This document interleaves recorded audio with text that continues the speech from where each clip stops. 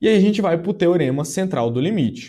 O teorema central do limite nos remete à convergência das somas das variáveis aleatórias para uma distribuição normal e é considerado, pela sua importância na teoria e em suas aplicações, como o teorema básico mais central da probabilidade.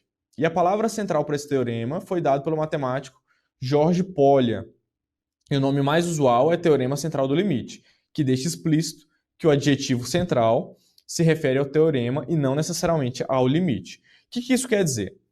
O teorema central do limite é que todos os meus dados, né, seja qualquer que a distribuição dele ali, seja uma distribuição com desvio padrão mais curto, mais largo, né, as suas médias sempre se resultam numa distribuição normal. Então, se eu pegar qualquer distribuição, tirar a média dos dados, ela sempre vai trazer para uma distribuição normal.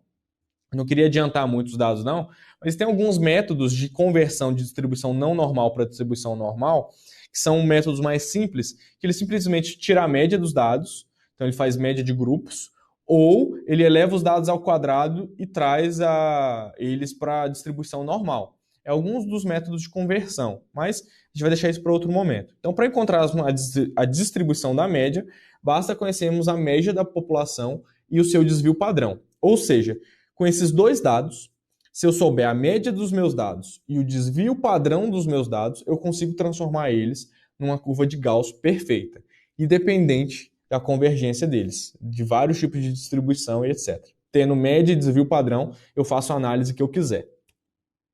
E eu posso pegar diversos tipos de distribuição, que são distribuição não normais, e transformar na normal. Como é que eu sei que a distribuição é normal ou não normal? Se eu tiver uma distribuição normal com p-valor acima de 5%, ela é normal. Ou seja, eu tenho 95% de confiança naqueles meus dados. E uma distribuição não normal é quando eu tenho mais de 5% de erro, né? De não confiança, vamos chamar assim.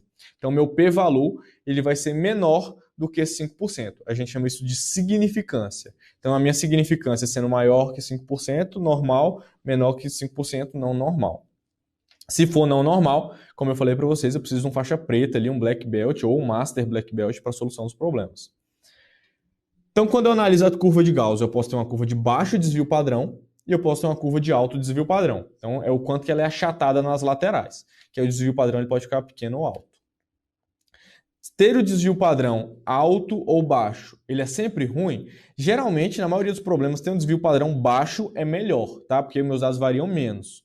Só que em algumas situações, como por exemplo aconteceu agora no Covid, ter distribuição da contaminação pelo Covid com a distribuição, o meu desvio padrão alto, era melhor. Por quê? Porque aí eu tinha um sistema de saúde e eu não poderia ter muitas pessoas ao mesmo tempo no sistema. Por isso que eles falaram lá de achatar a curva, né? O que eles queriam? Queriam aumentar o desvio padrão, para não ter muita gente no hospital ao mesmo tempo. Nesse caso, era uma exceção, né, em que o desvio padrão alto era melhor. Então, eu posso trazer vários gráficos aqui da curva de Gauss para a gente. Os gráficos azul, vermelho e laranja, eles têm a mesma média, né? O pico deles é igual. Só que o gráfico azul ele tem um desvio padrão menor, o gráfico laranja é o que tem o maior desvio padrão. E o gráfico verde? Ele é o segundo melhor no quesito desvio padrão, mas a média dele está deslocada. Então, o pico dele está fora do centro, então ele está com a média deslocada. Mas ele tem um desvio padrão melhor do que o gráfico vermelho e menor do que o gráfico laranja. Perfeito?